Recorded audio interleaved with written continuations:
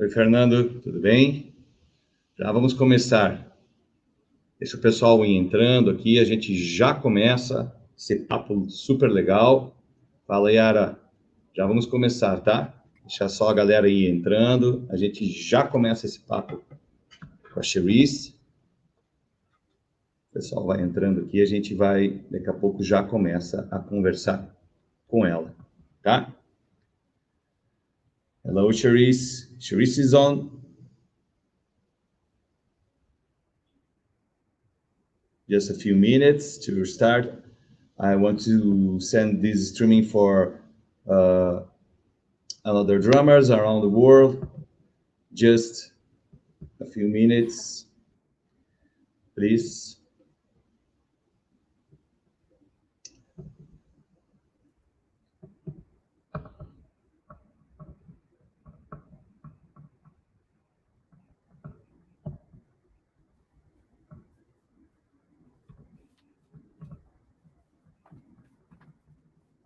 Ok.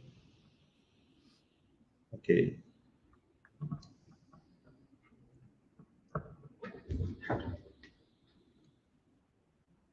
Ok. Bom dia, pessoal. Hoje, o pessoal vai entrando ainda, né? Demora um pouco. Cherisse, I will speak in Portuguese first, and after my advice is in Portuguese, I will talk in English. Ok. Hoje nós temos uma convidada super especial, realmente muito especial aqui. Todas são, né? Mas hoje nós temos a Cherisse Osei, direto de Londres, baterista fantástica, cara, tem muita coisa para a gente conversar, tomara que dê tempo. Baterista de artistas como Mika, Bryan Ferry, Simple Minds. Temos várias perguntas que alguns amigos e amigas bateristas meus mandaram aqui, e nós vamos conversar com ela, vamos trocar uma ideia. Ela preparou no estúdio, ela está no estúdio dela. Nós estamos também lá no YouTube, para quem quiser, vai ficar gravado lá. Ela preparou, ela está na sala dela de bateria, então provavelmente ela vai tocar, vamos conversar sobre isso também. E vocês mandem suas perguntas aqui usando a caixinha de perguntas, tá? Muita gente está chegando ainda, meio-dia, né? Um horário de almoço, mas é um horário conveniente para a nossa convidada, o que é o que a gente tem que priorizar, certo? Então, lembrando vocês aí, hello, yeah, priorizando o horário da nossa convidada. Então, lembrando vocês que hoje nós temos Cherisse Osei. Eu errei, eu falei que domingo nós temos a Tiffany, mas não é domingo, é segunda-feira, dia 12, Tiffany World Wild, segunda-feira, às 8 da noite, horário do Brasil, ok? Então, não desperdice aí a oportunidade de hoje de fazer os seus comentários aqui, mandar suas perguntas para a Cherisse, utilizando a caixinha de perguntas aqui, ou escreve nos comentários, ok? Don't miss the opportunity to send your comments or your questions for Cherisse, our special guest for this live streaming. This is our number 61 live streaming. Hi, Kenny. Hi, Gigi. Yeah. Simple Minds Fan Club Italia. Great, fantastic. Thank you for being here. And don't forget to send your questions using the question box down below for Cherisse, or write on the comments or on YouTube. If you you can choose whatever you want. Okay. Yeah, great Cherisse. Yeah, you can say this for Cherisse just right now. So let's start. Thank you for being here. Let's start with Cherisse, fantastic drummer, our guest for today.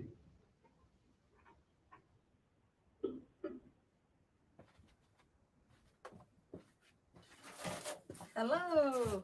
Hello. Thank you. Hola, how are you? You good? Yeah, I'm fine. Now good. We are all better. Yeah. Good. Now we are better. Yes, thank you for having me on.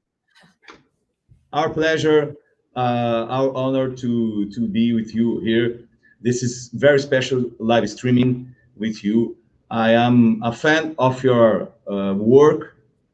if you let me say, I'm familiar of your work. I for sure we have so many fans of your work here in Brazil, and it will be a very special live streaming. Oh, thank you. Thank you. Forse Okay, obrigada. yeah.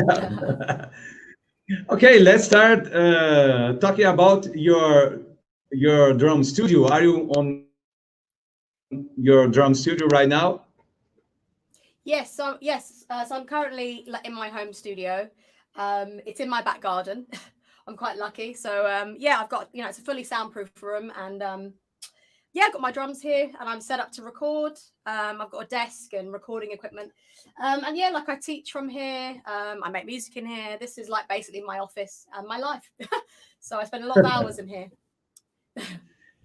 Fantastic, fantastic, awesome. You said to me that you did a record session 2 days yesterday. No, 2 days ago. Yeah.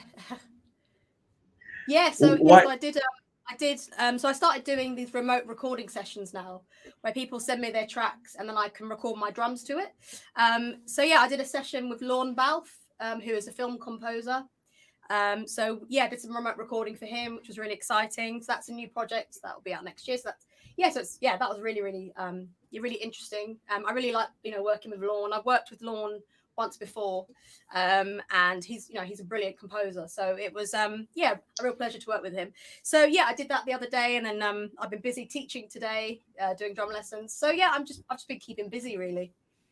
Yeah, great, fantastic. Do you recorded a drum track for a single or a soundtrack?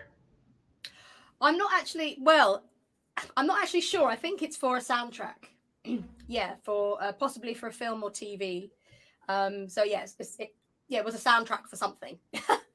Yeah. Yeah.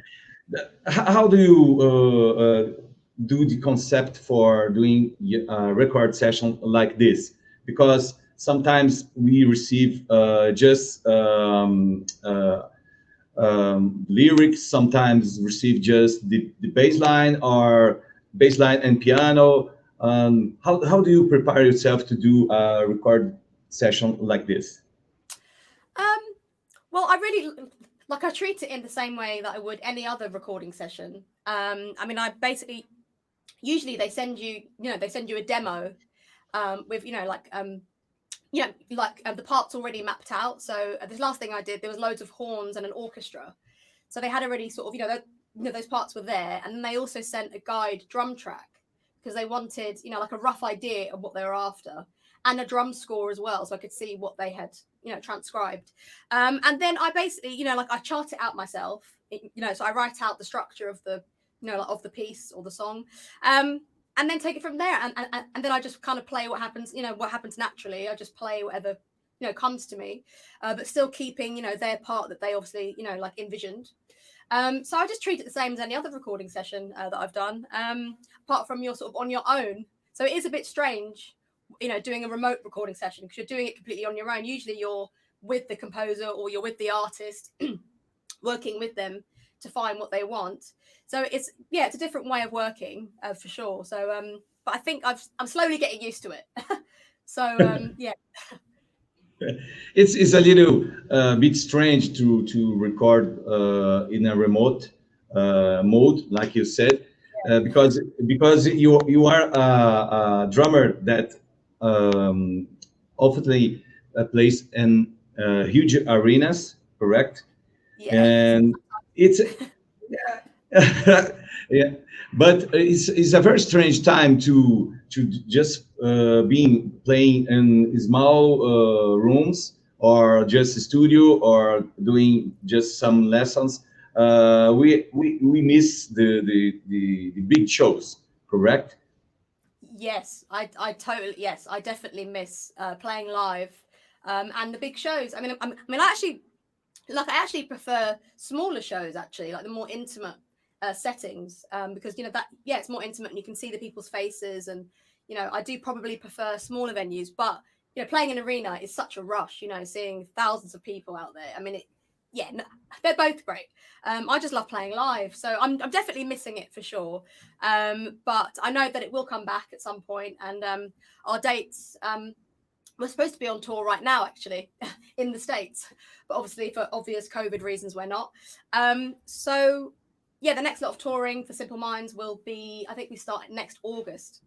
So it's quite a way off, you know, but yeah, I'm sort of having to get used to this way of working now. This is the future for now. It's online, it's remote recording, it's, you know, yeah, it's online essentially. So I did have to kind of adjust quite quickly when, you know, the COVID situation happened.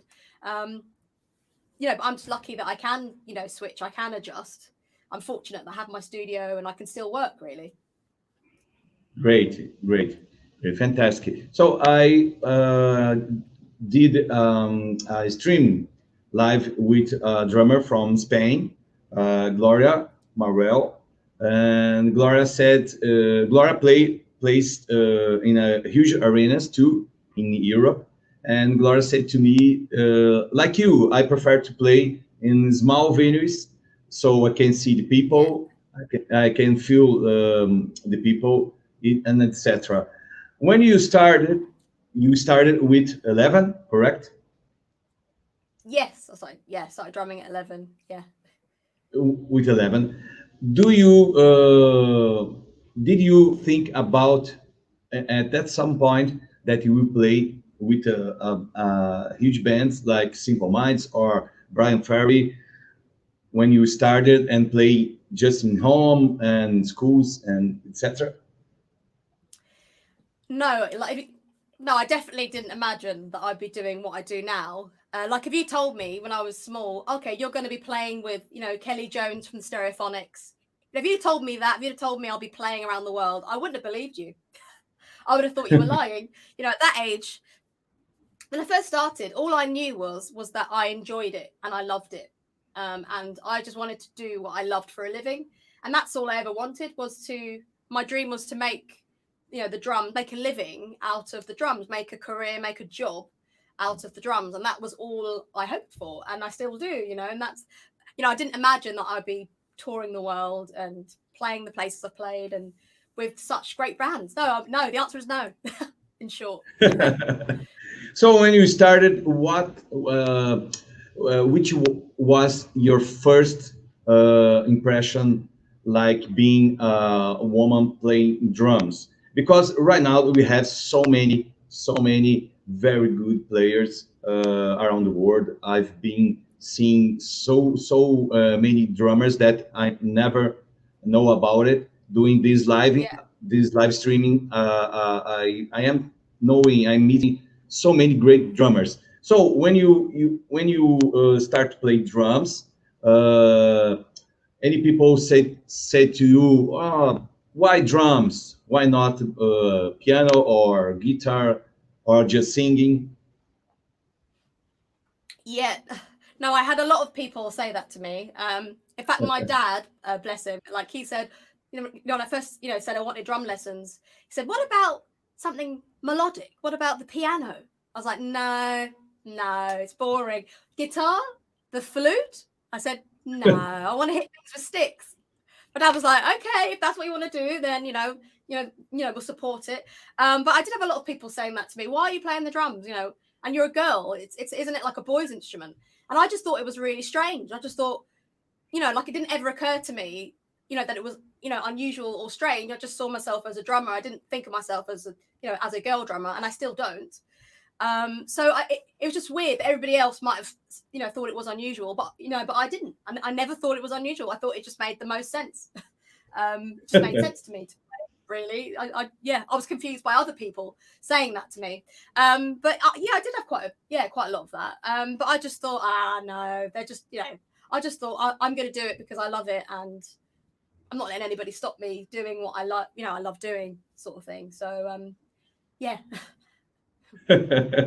It's a common question that people do at the live streamings. So before any person do this question, I did myself. And about your first gig, do you remember your first gig when you start to play drums, official gig, not just a rehearsal? Yeah, an actual gig. Yeah, no, yes, my first ever gig. I was 12, and actually one of my best friends, who's another fantastic session drummer called Emily Dolan Davies. So we both started playing together at school and both fell in love with drums on the same day, and basically we were in our first ever band together. So we told the band, it was a school band, and it was a Battle of the Bands competition happening, just locally. And yeah, we told the band, that we're going to have two drummers. There's two drummers in this band. And they said, well, girls, we're only playing one song. How are we going to do it? So me and Emily were like, okay, what we're going to do is, so Emily played the first half of the song. She'd play a fill. I would, as she was playing, she would stand up. I would then sit down, carry on the fill, and play the last half of the song. So we did our first ever gig at Lee Valley, like in North London, and it was a Battle of the Bands, and it was quite a big venue. And yeah, I remember doing the first gig, and it was, we played Santana, and it was fantastic. I remember just feeling really nervous, really like sick almost in my tummy, but really excited. And I remember just, the whole thing happened and it was over in a flash. I remember thinking, oh, the song's finished. I was so, you're so in the moment. But I just remember just thinking, yeah, this is what I want to do for the rest of my life, really. It was just so much fun. Although it was scary, I was really scared. But the adrenaline rush afterwards was so, it was so intense. And yeah, I just knew that I just felt comfortable on stage. I just had found my calling, if you like. Yeah, so I do remember my first gig very, very, very well. Fantastic. I remember when I do my first gig, it was in front of 2,000 people. And really? That was your first gig? Yeah. Oh, God. Yeah, in 98.5. It was about 2,000 people. Yeah, but I'm not. I remember that I was not concerned about the people and playing for 2,000 people. I was concerned about a track that I had to play and doing the opening hi-hat. Yeah. I just I remember that I had some kind problem with the hi-hat, open the hi-hat, and I had some about just 6 months playing drums. So for me, this was a problem to do correctly. The correctly way. So my concern, that tune is to remember to play correctly in front about 2,000 people. Don't bore me. Fantastic. That's a very tough first gig. It's a lot of people, Yeah, but do you still feel that feeling at your stomach when you have to play for a huge arena? Yes, no, I do. I still get nervous. I get the same nervous feeling when I was starting out playing in pubs and with my, like with my early bands. I get the same feeling every time. I get a little bit like butterflies in my tummy, and I get so nervous. And then just before I go on stage, I get so nervous. And then you're on stage and you've got to suddenly perform. The lights go on, and then suddenly I kind of kick into mode, performance mode. And then then the nerves turn into adrenaline, and that's how I get my adrenaline rushes. So I get a rush every gig, every time. So yeah, I hope I still get nervous in the future, because for me, I actually use the nerves in my performance. Like, it's a very positive thing actually having them. So I hope I still have them in years to come. I saw your video with Simple Minds, and I think I saw almost all of them, but okay. I saw the diary. I'm saying correct. Yeah, the tour driver. And you have a show in which city was, and it Uh, start raining. oh, Start to Croatia, raining, Croatia. Croatia.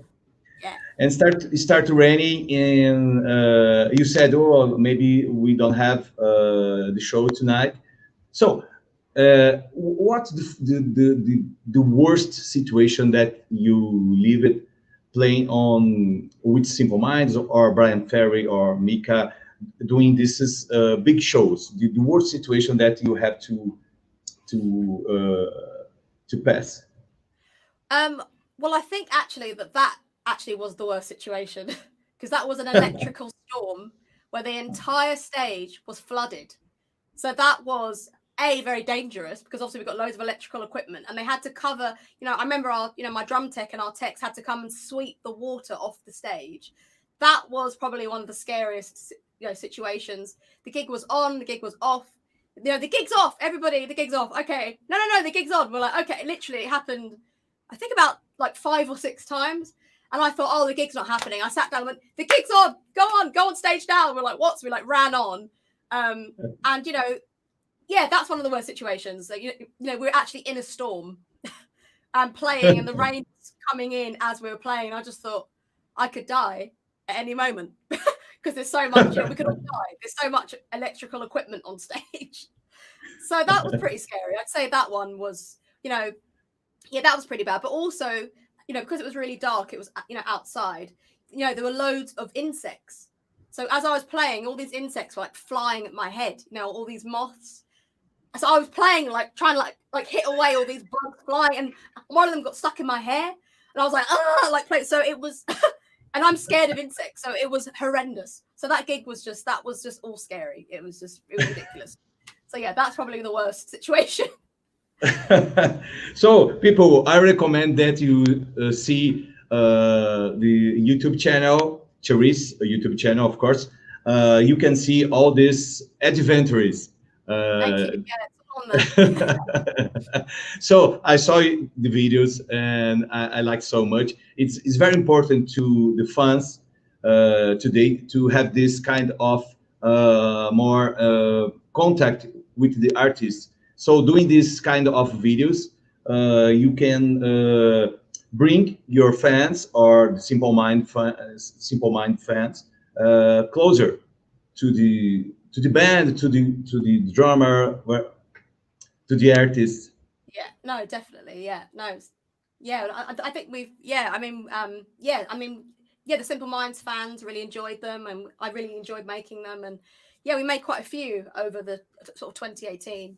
It was it's great fun, and I really enjoy sort of presenting and talking to camera, and it's all part of documenting our journey really. So it's great that there's YouTube and we can share it with everybody. So it's a pleasure to be able to do that.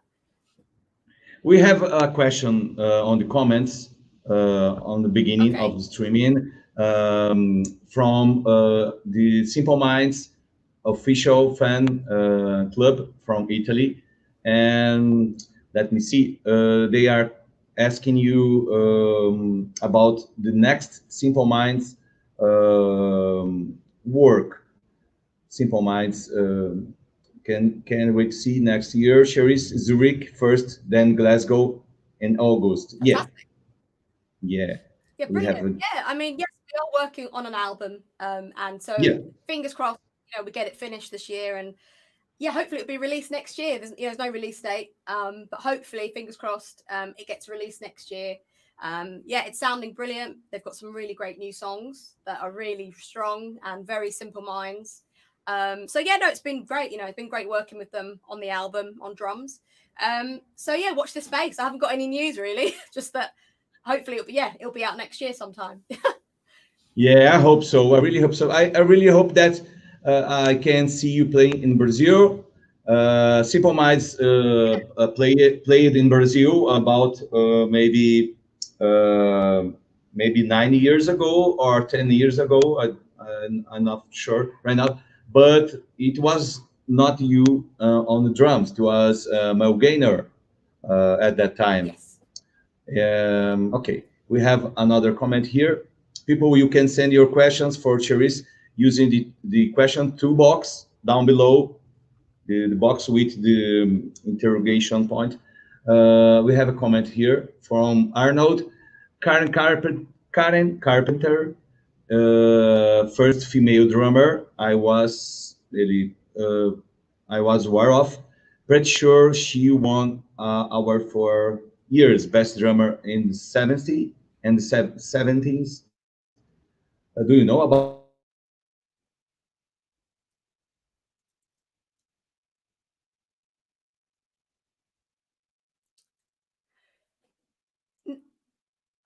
No, I didn't actually know that. But I'm a big fan of you know, that the price of like this. You know, her drumming was fantastic, and not to mention she was singing as well. She's the lead singer, you know. Yeah. So no, she's incredible. So yeah, no, she definitely deserves an award.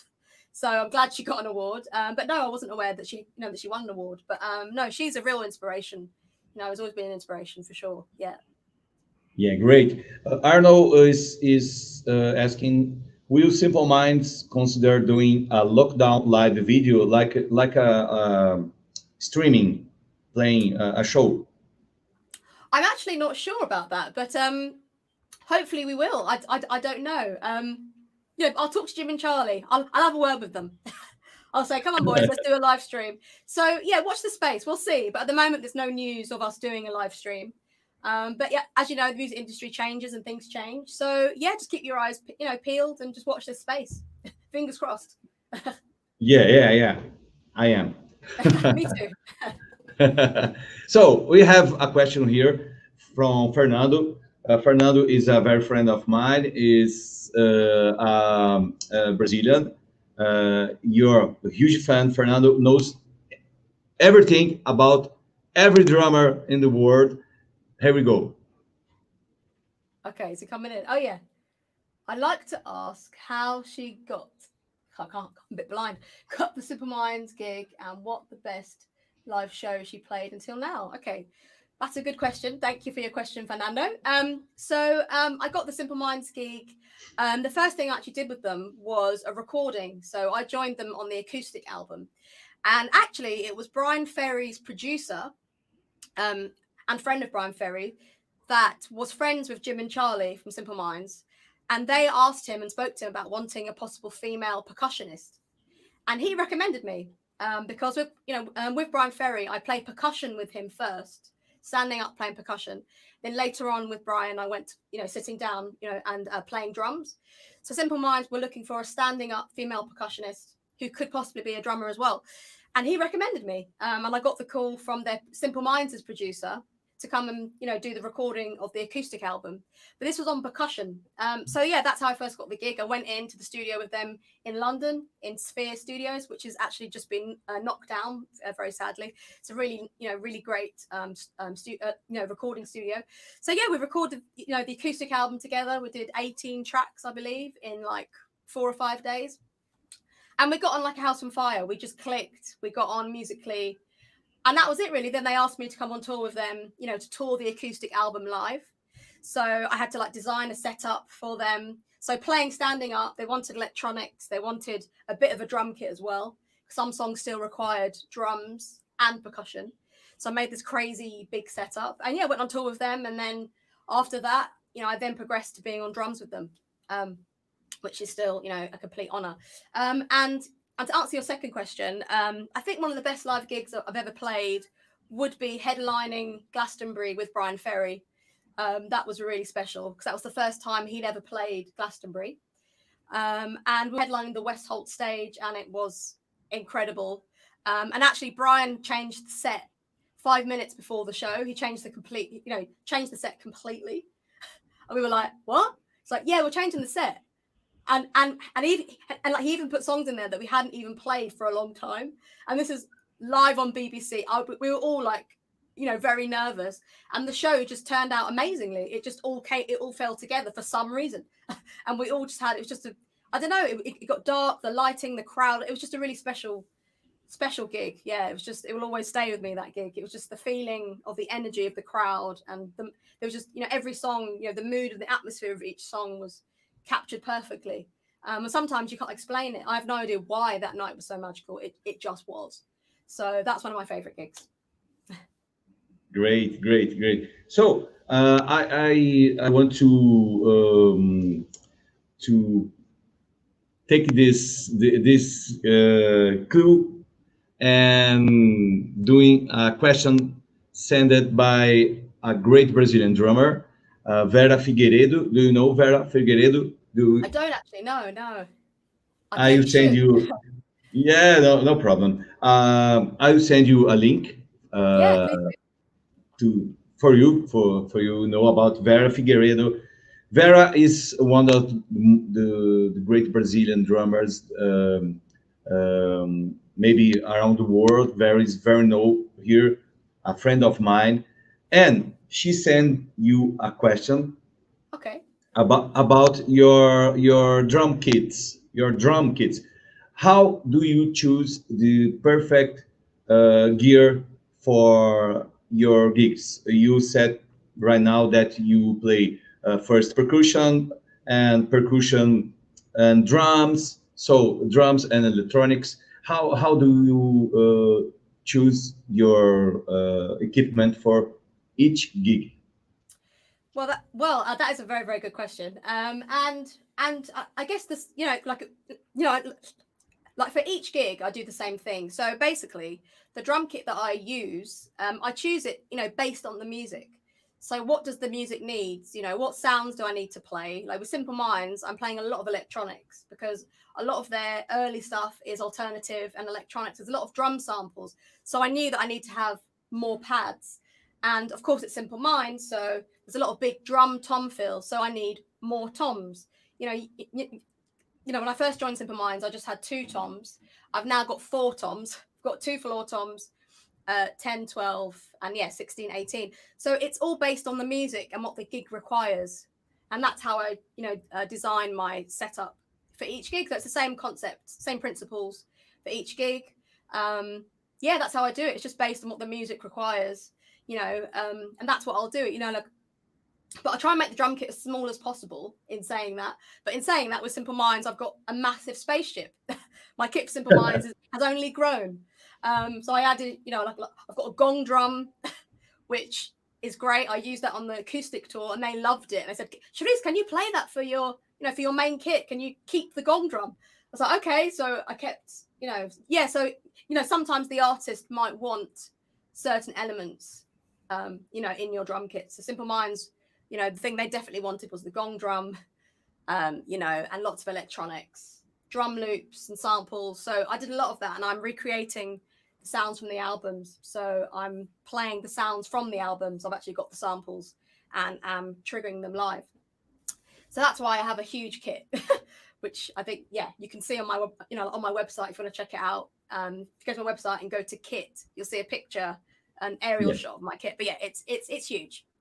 And it just keeps getting bigger, which is quite funny. But if the songs need it, then I'll do it. Yeah, I like a huge drum kit. I really like. I sent your material for the Brazilian Tama drum kits distributor. Here, I send your material. So Mike Maeda is a friend of mine. He is the Brazilian relation artist for Tama, and he sent for you a question. Okay. Let me see. What do you think about the concept of hybrid floor toms and snares, like Tama have been introducing once again in the market? Okay, so say that again. Sorry. So hybrid. Do you mean the hybrid kits? Yeah. Do you mean the wood? Do you mean the hybrid wood? Is that what you mean? Yeah. Yeah. No, I think those kits are fantastic. I think hybrid kits. Kids. Sorry, not kids. Kits. I think hybrid kits are brilliant. I think Tama have really, pushing boundaries, and they're just, they're making drums. They're developing, all the drums they're developing now are just getting better and better. The sound of them is amazing. All the different woods that they're, choosing to, to make drums out of. The Star range is amazing. I'm actually due to get a new kit. I probably will be upgrading my Tama kit at some point. So I've been thinking about, what kit to get next. And I'm thinking a Star walnut could be could be quite nice, you know. But Tama just make great drums, you know. They sound fat and warm. They've got a lot of depth. They've got a lot of character and tone. So I'm just very fortunate. I'm endorsed by, you know, by Tama. They're a great company as well. Yeah, the hybrid kits are brilliant. They get a thumbs up from me. Great. So I know you have your website. We can see the huge kit, all these specifications, the sizes, whatever. But right now, what drum kit? Of course, you are using Tama right now on this streaming. Can you describe the drum kit and the cymbals that are with you right now? Yeah, so right now this is my home drum kit in my studio, and it is a Tama. It's a Star Classic maple. It's pretty old. It's probably 15 years old, maybe. And it's one of the kits that I've had made from Tama over the years. And yeah, I've just got a I think here I've just got you know, a 14-inch snare drum. 14 by 5. This is actually a Ludwig snare drum. It's a Pioneer, and it's from the 60s. So it sounds lovely. So I use this a lot for recording. And then I've got a 10, 12, and then a 16. So it's maple, and then a 20 by I think it's 20 by 18 kick drum. And then this is Tama kit, Tama Star Classic maple. So it's quite a simple kit, quite a stripped back kit, just a basic kit setup. And then I've got for cymbals, I've got so I'm endorsed by Zildjian. So I've got some 14-inch. These are custom dark hi-hats, which I really like. Again, these are really old, maybe like 15 years old or older actually. Maybe they're actually older. They could be like 17 or 18 years old. So yeah, 14 hi-hats, and then I've got an A custom crash 16 to my left. And for my ride, I've actually got it's actually a 60s Zildjian. I think it's a new beat ride. I think it's it's a vintage one, so it hasn't. Yeah, I think it's a new beat ride. It's a 60s new beat ride, which sounds lovely. So yeah, like I really like vintage vintage gear, vintage equipment. And then on my right, I've got two crashes. So this crash, an 18-inch, is a K dark thin crash. And yeah, it's very dark and has a lot of nice tones to it. So yeah, that's my kit at home. Obviously with Simple Minds, I've got this huge spaceship. But yeah, this is my basic setup for home. Yeah, we love spaceship. We love your spaceship. Thank you. I like my spaceship. I like it. So you use some electronics too. I saw that you use a Yamaha, correct? Yes, yeah, I'm endorsed with Yamaha for electronics. Yeah, DTX series. Yeah. When you play live with Simple Minds or another gig that you have to play with a backtrack, like a percussion sound or whatever, is you that start the looping or no?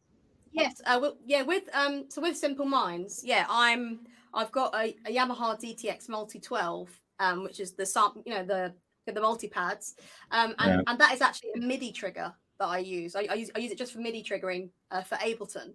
So some Simple Minds songs have got drum loops, percussion loops, stuff that we're not playing, that the band aren't playing. So yeah, I stop and start all the loops and tracks.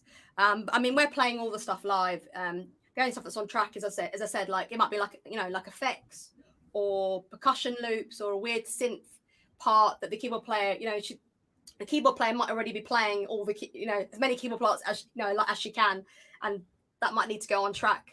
Simple Minds are very keyboard heavy, obviously being in the 80s. So so I'm stopping and starting all the tracks in the show. Which I actually quite like doing. Quite enjoy it. Yeah, you have to remember all the details to this kind of controlling. Yes, I've got a screen. I've got a little TV screen, like monitor, next to my kit, so I can see Ableton while I'm on the kit. I can make sure I'm on the right song, make sure I'm on the right loop, the right part. So yeah, so I've got a screen so I can see what I'm doing, which is good. It happened sometimes that you forgot to start a looping or just to stop. Well, luckily, there's only been like, I'd say the whole of like, so I've been with Simple Minds how long now? Just over 4 years, I think maybe 4.5 years. In all that time, there's only been 2 occasions, so I'm quite proud of that. It's only been 2 times where I might have started the wrong song or loop, but only because there was like, say, like a set list change, and I was used to the set list going a certain way. Yeah. That's the only. So it's only been 2 occasions. So I've been very lucky that I've managed to, because you know that can obviously be quite disastrous if I played the wrong one, and so. But I've been very lucky that it's only happened twice, and I managed to, when it happened, I managed to stop it before I recognized it was the wrong one before it started, which is great. So it's not no disasters as yet. There's still time, obviously. But yeah, I've been very fortunate. Yeah, I think so, because just twice is nothing. Yeah, Nothing no, exactly. at I'm very lucky. It's all a fluke, so I'll take it. What do you recommend for the young drummers or the drummers in general that want to start to playing in working using this kind of stuff? What do you recommend to start this kind of approach in drumming? Not just playing drums at all, but doing this kind of work for the band. Because I'm actually I do this kind of stuff, but I think the most of the drummers don't do this kind of stuff. Well, actually, I think most pop, or not even pop, I think most session drummers, like you have to play electronics. It's just a given now. Every gig I've got and have played on, they've all wanted like electronics, because a lot of music that's being produced now could be like it's very electronic.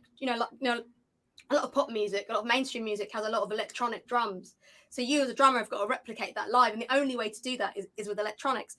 So I would recommend for any drummer who wants to add that to their setup to start with, say like some multi-pads, and add that, start with that first. So, that's what I did. So I started with the Yamaha DTX Multi 12, and I put it over here to my left, and I played sounds on it, and then I'd get used to that. And then eventually for the Multi 12, you can have up to 5 external, trigger pads. So I then added 2 pads, just the 8-inch the rubber pads. So they're the TP65s. So I started like that and started small. But I also, the other bit of advice is just to, sit with it and live with it, and play around with it and get to know it. Look at the manual, sit and try and load. Learn how to load samples. Learn how to, like put samples on, learn how to, affect the sample, spend time on it, really. I spend hours and hours in my, in this studio, for Simple Minds, just really learning and getting to grips with my electronics. So treat it in the same way as you do your playing, like you sit there practicing, then spend that time as well equally actually on the electronic side of it. That's if you want to be a session drummer, because, like it's just a given, like it is required. Every session drummer will have electronics. So if you want to do that, then you definitely start with the multi-pads and then grow from there. And so now I've got a DTX 900, which is quite a big module, and I've got about 14 external triggers. Oh. Yeah, so I've got acoustic triggers. I've got 2 snares, so acoustic triggers on each snare, an acoustic trigger on my bass drum. I've got 6 external pads, and then I've got an external kick trigger as well next to my bass drum. So I've got an electronic kick, a real kick. So I've got loads of. I've now built it up to that. I really love this kind of approach. It's very important what you are saying right now.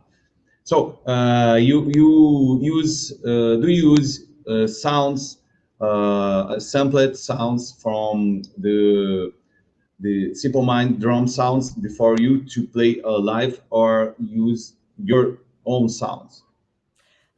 Well, on the Simple Minds gig, I use a mixture. So I use, they give me the sounds, from the albums that they want me to, to play. And then I might mix it up with some of my own sounds that I've collected over the years, or some of the sounds from the DTX 900. There are some really good sounds in that unit. Stuff like bass drums, I generally use the sounds from the DTX 900 because they've got a wide range of pop bass drums, rock bass drums, electronic, 808s, 909s. They've got all the classic drum machine sounds. So I'll use that, but then I might, but say this Simple Minds song that has a very particular drum sound, then I'll probably be using their sample. But I use a mixture to make the best picture, to make the best sound. Whatever sounds best is what I use. But yeah, so a mixture. Yeah, great. We have so many questions here. Let's see the next one. Okay, let's have a look. I'm a bit blind. What was your favorite Mika song to play live? That's actually okay. So what was your favorite Mika song to play live? So my favorite Mika song to play live was probably Love Today. And if any of you saw the Mika gig, you'll know that at the beginning, when I first started with Mika, Mika would jump onto my drum kit, and in the middle of Love Today, we'd do a big drum solo, a big drum thing, and he'd stand on my kit and we'd play together. So that was so much fun. And then that progressed to me coming out from behind the kit and going to the front of the stage and us playing trash cans, doing a trash can duel, like battle. So that was a highlight. Yeah, did you see it? Yeah, so that was a highlight. That was my favorite Mika song to play live. That was so amazing. Mika's amazing. So that for us was our highlight of the gig. Great. I have a question here sent by André Dea. He's a great drummer from Brazil. Actually, he was my student, and now he's playing for one of the biggest pop rock bands right now in Brazil, called Super Combo. And André asked for you the following. I like so much your work with Mika. How it was the creative process to create the drum part for the track "Blame It on the Girls"? That's a good question. So that was the song that I actually played on the album on that record. So the process was, Mika just sent me the song without any drums in it, really. I think he had some program drums, like rough drums in it, but he wanted live drums on it. So I basically came into the studio and he just said, play what you want. And so I just came up with the the feel and added that kind of samba-y, Latin kind of thing to it, and then and added the 2 and the 4, and did that, and it was just kind of organically happened that I made that up, and then there was like a tom part that comes in it.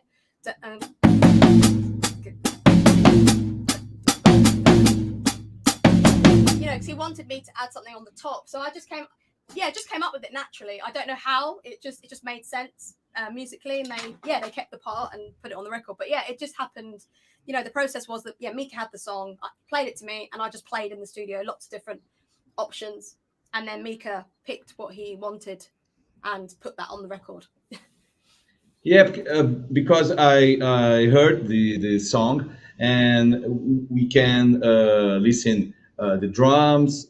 We have some kind of percussion. We have tambourine. We have rims. Yeah. We have timbales, maybe. I think there's I think there could be timbales. I think there is in that one. Yeah. Claps and whatever. You have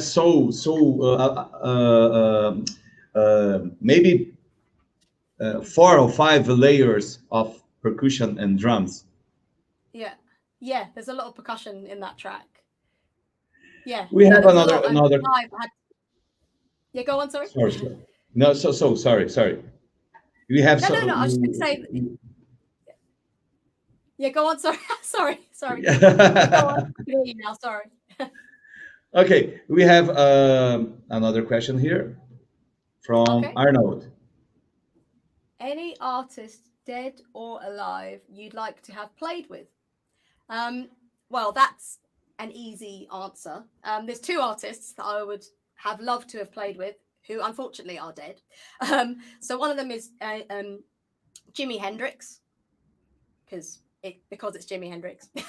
Don't need to explain that. I was obsessed with his music when I was a teenager. Still am. He's one of the greatest musicians ever to have lived. So I would love to have jammed. I'd love to just jam with him, to be honest. Not even play any songs. I'd love to just play with him in a little rehearsal room, in a sweaty, dingy, just a proper old, in a small room, and I just played and jammed for a few hours. So Jimi Hendrix is one of them, and then the other one would be Prince, for obvious reasons.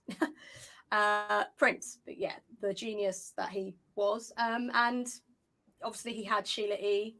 and a couple of other, and Cora Dunham, and yeah, so he obviously was really big into female drummers, and I'd have loved to have worked with him. Hope that answers the question. Jimi Hendrix and Prince. Yeah. Prince. I think the Prince. If he was alive today, you certainly will be playing with him. Thank you. Yeah, I'm pretty sure. In my dreams, I can kind of, I can dream about it. Well, you are playing some gigs that actually are a dream for most of us, correctly? So why not Prince? Yeah, I am pretty sure that you'll be playing with him nowadays. Okay, we have about 5 minutes in this streaming. Can you do a little more, a second part, or no? Yeah. I've got another sort of 10 minutes, 10, 15 minutes. That should be fine. Okay. 10 minutes. Yeah, that'll be fine. Yeah. So let's doing one more question and finish this first part and returns for a second part for a few minutes. Okay. Question sent by a friend of mine, a great Brazilian drummer, a female Brazilian drummer called Marina Marques. And Marina is asking for you, do you know anything about Brazilian music? Plans for came to Brazil? And do you know any Brazilian drummer? That is a very good question. Well, I love Brazilian music. It's amazing. I've only been to Brazil once. I went to Sao Paulo, and I played with Mika at a festival. I love Brazilian music. Obviously, I love a lot of Brazilian artists that are out there. I'm a big fan. But I think my first introduction was obviously Girl from Ipanema. Was my first introduction to Brazilian music.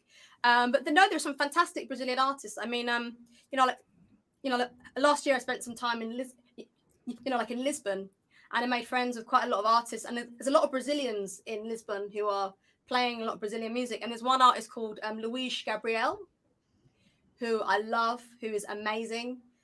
He lives half in Brazil and then half in Lisbon. So he's one of my favorite Brazilian artists at the moment. So Luis Gabriel, go and check him out. He's got a beautiful voice. He plays guitar and sings, and he's incredible. So I do love Brazilian music. I'd love to know more. There's always more to learn. So I'm always trying to find new music and see who's out there. And obviously, there's some amazing Brazilian drummers. Obviously, it's all about the drums in Brazilian music. So of course, I love it. So the answer is yes, I do love Brazilian music. In short. Yeah. I think the track Mandela's Day have some kind of a samba spirit on it. Do you play? Well, it does, do you play Mandela's Day live? We do play it live, and it has got a samba. It's got that feel to it. So yeah, it has got a samba. It has totally got a samba feel to it. Totally. That's why I love playing that song. It's very subtle, and you've got to just keep the groove going and not. That's what we got to do. You keep that groove and just hold it. You know, keep everybody together. So yeah, that definitely has those influences in that song for sure. Yeah. Do you use the brushes to play Mandela's Day live, or sticks? Well, I used to use hot rods to get that kind of feel, all brushes, but then you couldn't really hear it because they wanted me to do big fills, like just and actually the hot rods weren't really cutting through, and also it goes to the ride, and they needed that to cut through, so I had so now I play with sticks, with light sticks for that song. So I had to do it for fills and ride in that particular song. So sticks. Yeah, great. So let's finish this first part and returns in 1 minute, okay? And for more about 10 minutes, people, don't be shy. Make your questions on the second part using the toolbox, the question toolbox down below, or write on the comments. I have another questions here. So just a minute, finish this first part and returns for a little more. Excellent. Yeah. Thank you for being here. It's a great live streaming. Thank you to everyone. Thank you, everybody. Thank you. Obrigada. Muito obrigada. 1 minute, and we're returning. Okay, excellent. Okay, bye.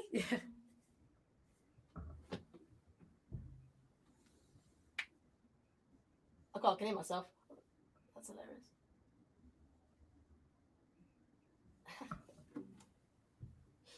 Right.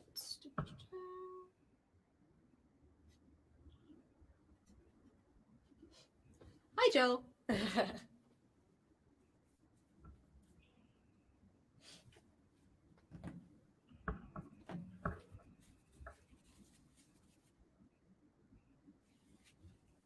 Yeah, okay.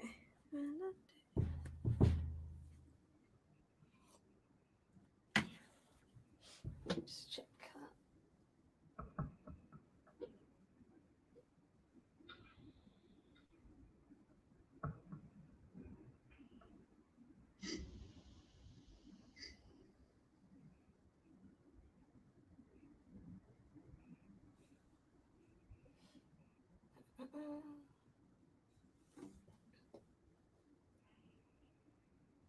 Oi, Aline, manda sua pergunta aqui para a Cherisse, tá? Pode mandar em português, escreve aqui que eu traduzo para ela, tá bom? A gente está entrando agora, está retornando. Pode mandar a sua pergunta, faço questão que você mande a sua pergunta. Estamos voltando para a segunda parte aqui com a live com o Cherisse.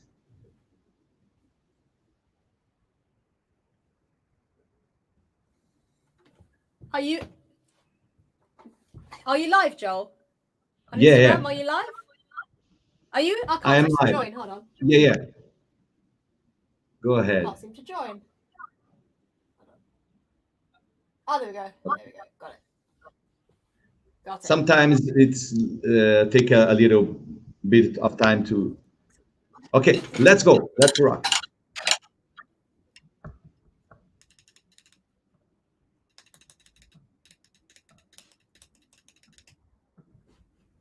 Okay. Oh, hold on a second. Let me just put my screen record on. There we go. Hold on 1 second. There we go. There we go. Yes. Hello. Yay. Here we go. Alive and kicking. Yeah. I like what you did there. Ok. Aline, você pode mandar sua pergunta em português, tá? Para ela, eu traduzo. Ok? Sorry for speaking Portuguese. Sometimes some drummers don't understand English. I don't understand too. Oh, okay. That's okay. Your Portuguese is better than my English, so. Yeah. Sorry for my. Sorry, your English is better than my Portuguese. Sorry, the other way around. Yeah. So this is the first time that we do a live streaming with a English drummer. Oh, So okay. Ah. I can note the difference from English people talking English from United States, France, and Poland Yeah. and UK. So we have a question here from Yara. Yara Oliveira is a great friend of mine, another great Brazilian drummer, Yara Oliveira. Yara play in big venues too here, and she did some UK tour actually. Oh, Yeah, who is she playing with? Who did she play with in the UK? yeah. I will say this for Yara. I don't know if Yara is here, but let's Well, if she's there, hi Yara. That's if yeah. she's there. She's there. She asking if you are very methodic when studying and doing classes. Actually, we have three questions from Okay. here. Let's start with this. If you are very methodic when studying and doing classes. Okay, so am I methodic when I do classes? Do you mean giving classes or taking them myself? Giving classes. I'm giving classes, yes. Yes, so whenever I do a masterclass or do a drum lesson, I'm very, very methodical. I have a system that I use for both. I'm very meticulous and a little bit OCD, I think. So yeah, I really make sure that I'm really well prepared. So say if I'm teaching a lesson, I make sure that I've come up with some good exercises for that student that might push them. And if I'm doing a masterclass, I'll make sure that I've got the right material. I'll make sure that hopefully I'm sort of presenting some information to people that they actually want to know, some helpful advice or information for drummers if I'm doing a masterclass. So yeah, the answer is I am very methodical about giving masterclasses and lessons. Yes. And then about studying myself, and then with myself, because I'm still having drum lessons at the moment as well. I have a drum teacher, and I've had the same drum teacher since I was 15, and that is Mike Dolbear, who I'm sure you know of. Do you know Mike Dolbear? Mike Dolbear, yeah. Yeah, he's a big name, in drumming world, So I've been with Mike since I was 15. It's actually longer now. So I'm 33. So actually 18 years I've been with him. Wow, it's a long time. But yeah. Yeah, that's Mike Dolbear is a great drummer. I think you can write on the streaming after the streaming all this information for people if you want, if you can to do this about your website and wherever. I think is very cool. Okay, Yara, still asking you about using drum books. What drum books do you recommend? And about your practice routine. What kind of routine you use?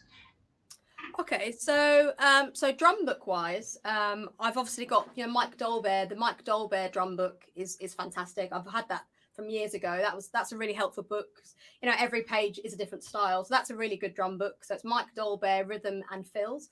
I've used Gary Chester's New Breed. I've used that for jazz. Tommy Igoe's book, Groove Essentials, is fantastic. I'm currently doing this book actually, which I can show you, which is really, really good. It's this one here. So it's Practical Applications, Afro-Caribbean Rhythms for the Drum Set by Chuck Silverman. This is an amazing book. So I'm currently learning some Mozambique at the moment, which is really difficult, really tricky. So yeah, I use a combination of books. In my lessons with Mike Dolbear, we take from different books. And when I practice, I try and practice for, I probably say an hour at a time, sometimes 2 hours. That's my own personal practice.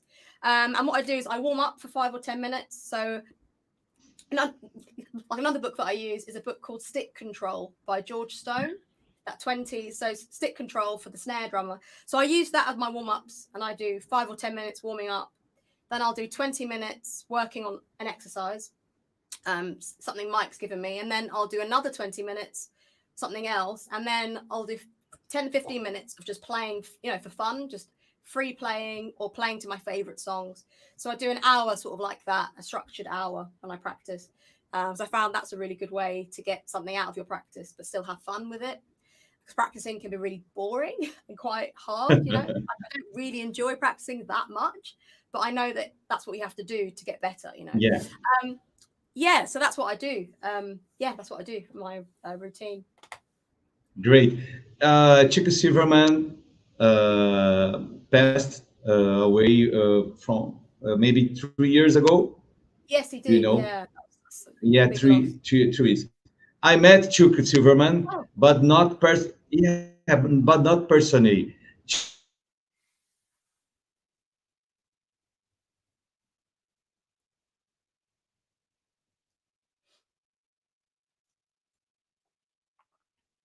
Chico Silverman, he was not made some phone calls to me just for talking about drums, Brazilian drums, and sending me a lot of materials, signed material.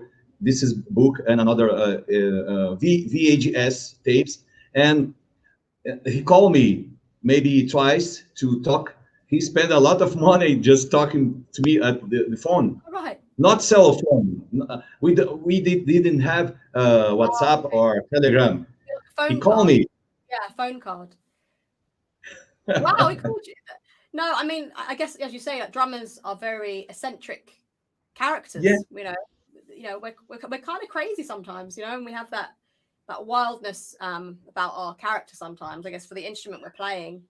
I think any musician, to be a musician, you've got to have a bit of OCD, really. You've got to have a bit of, you're trying to get something to a particular point. That's quite insane, actually. It's quite you've got to be of a certain mind to do it, really, I think. Yeah, I agree. So we have a question here from a monster Brazilian drummer, heavy metal drummer. Maybe you know about it.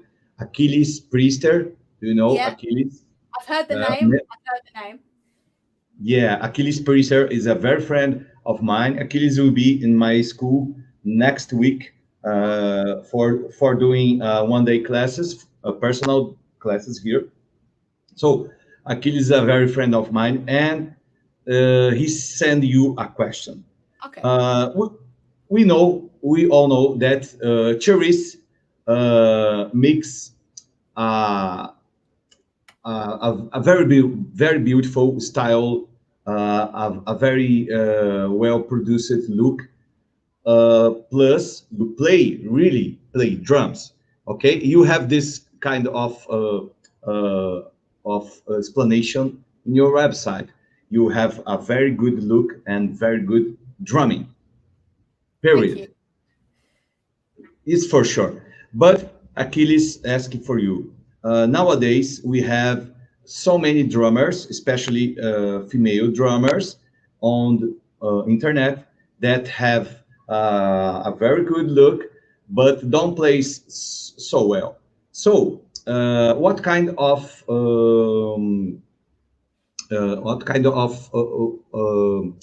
tips or what kind of words you can say about this?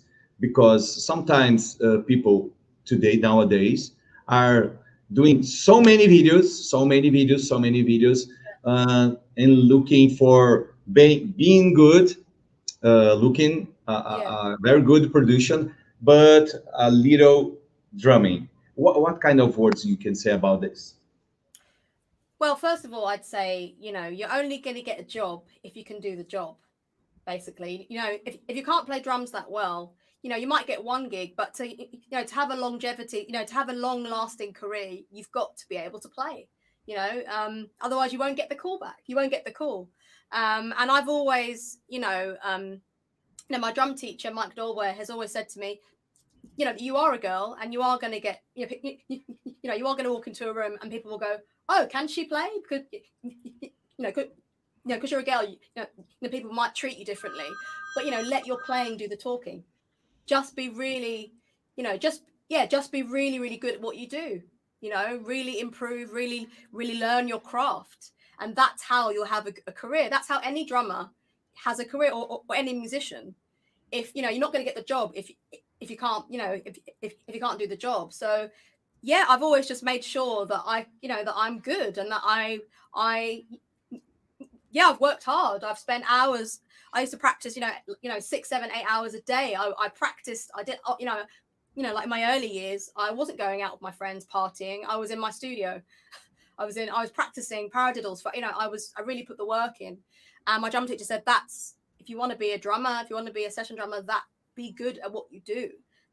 And love it and be good at it. And so that's my advice for any young drummers. And unfortunately, being a girl, you will get people, who think that you can't play. You might get treated differently.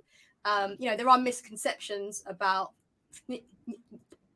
about female drummers and their ability to play. But as I said, I just make sure that I'm good, and make sure that I've worked at it. And that's the best bit of advice, is just be good at what you do. That's how you wouldn't get hired otherwise. Basically. I agree. I agree. I think if you play very well, it's the main thing. Play very well, study drumming, try your best in playing drums. But if you can doing looking good, style, whatever, okay.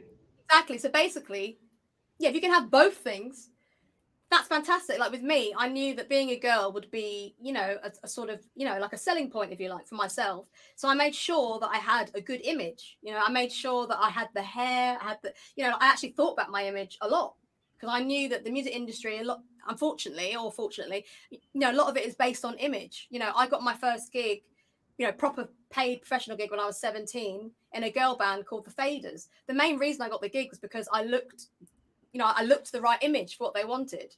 But I presented an image that I'd thought about. What clothes am I going to wear? What's my hair going to be like? How am I presenting myself? So actually, image is very, very important.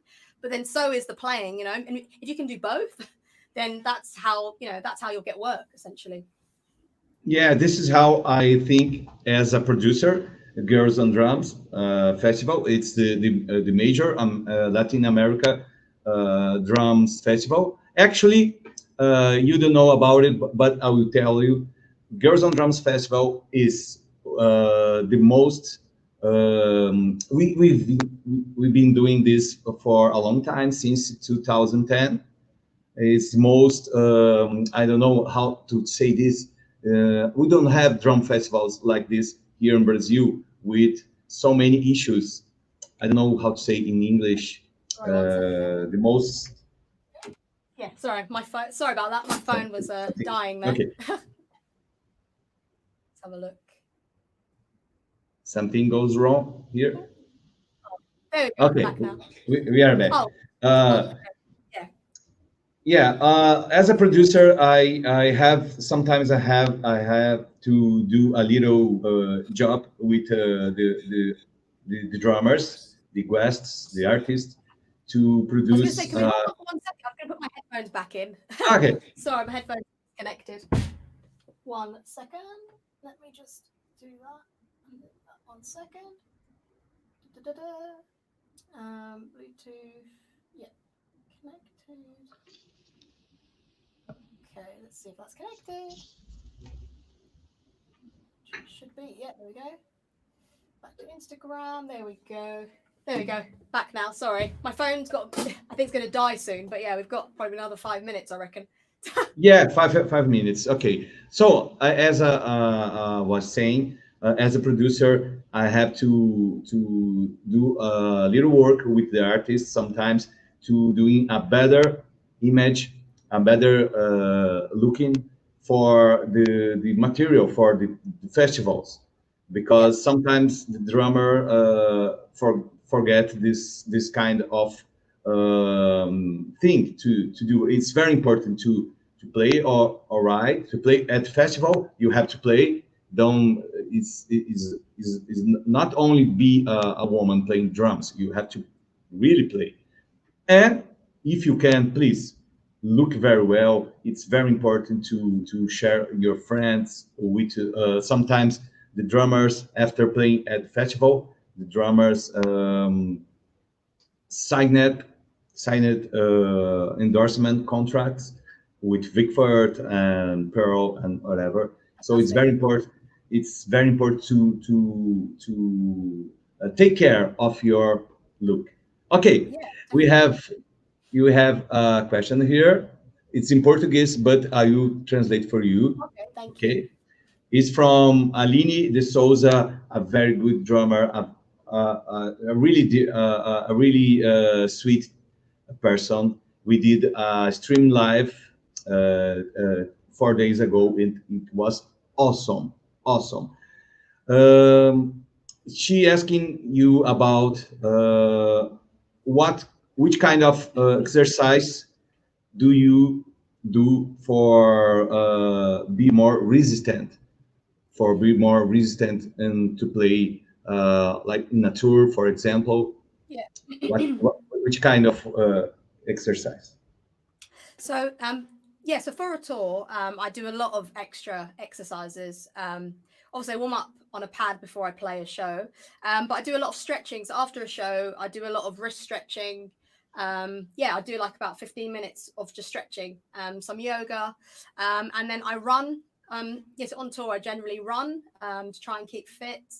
Um, Now I'm back home, I do a lot of cycling. So I really enjoy cycling. But yeah, you've got to try and keep fit, basically. I do weights as well a little bit for my arms to build up my tendons. So yeah, there's a lot of extra exercises you've got to do because you've got to be fit, you know. And the Simple Mind shows, you know, in America, and we toured in 2018, the show was 2.5 hours long, and they were all big, heavy songs, you know. So I've got to be able to have that stamina. So yeah, I have to go to the gym. I have to make sure I work out. You know, the older I get, the more I need to do that. When I was younger, I could get away with it, I think. But now I'm older, I've got to keep up my fitness to be able to play the show. But I found stretching is one of the most important things after a gig to make sure that you don't, you know, your tendons don't get too tight and you get all the lactic acid build up and everything. So yeah, stretching is one of the most important things I think that I do on tour. Great. Cherisse, five female drummers to participate in a hypothetical, of course, Girls on Drums Festival in London. You can choose. You can Okay. choose Cherisse Osei is the first. Okay. Choose Okay. Right. 4 more. So Emily Dolan Davies, who is my childhood best friend, still my best friend, amazing session drummer. She plays with Kim Wilde and does The Voice Kids in the UK. Sheila E, obviously. Cindy Blackman, and then Terry Lynn Carrington. Yeah. That's my 4. I met personally Cindy Blackman and Terry Lynn Carrington. This is another story. Cindy Blackman, I remember that I couldn't even speak in English because it was Cindy Blackman. Yeah, no, I'd be the same. I've met Terry. I've done a masterclass with Terry Lynn Carrington on this. I've supported her on a masterclass in New York, so I've met her. She's a wonderful woman, really beautiful human being. I've never met Cindy Blackman. I'd love to meet her, but yeah. Yeah, great. 5 drummers. Okay. Cherisse, we are finished right now, and I want to say thank you. But before we go, please leave your comments here, leave your words for the drummers, and be inspiring drummer again for us now. Thank you. At this Thank you for stream. having me. Thank you very much for having me. It's been a real pleasure to talk to you. And yeah, thanks to everybody that joined in as well. That was, yeah, it's a pleasure. Okay, thank you, people, for being here. Stay tuned. Next Monday, we will have a live streaming with Tiffany Worldwide, a drummer from Los Angeles. Next Monday. Thank you, Cherisse, for being part of this. It's really a dream come true. People here in Brazil will love it. This streaming after some people will be watching after. And thanks so much. I'm very huge fan of yours, and of course your bands, the bands that you played on. I listen Simple Minds, for example, since my when I was playing with 13 years. I'm with a long time. I'm almost with 50 years right now. So I've been hearing Simple Minds and Bryan Ferry for a long time. For me, it's a dream come true right now. Thank you for being here with us. Well, thank you very much. Muito obrigada and ateja. See you. See you Let's soon. talk a little bit on backstage Okay. and finish. Excellent. Bye bye. Okay, bye. Bye. Bye.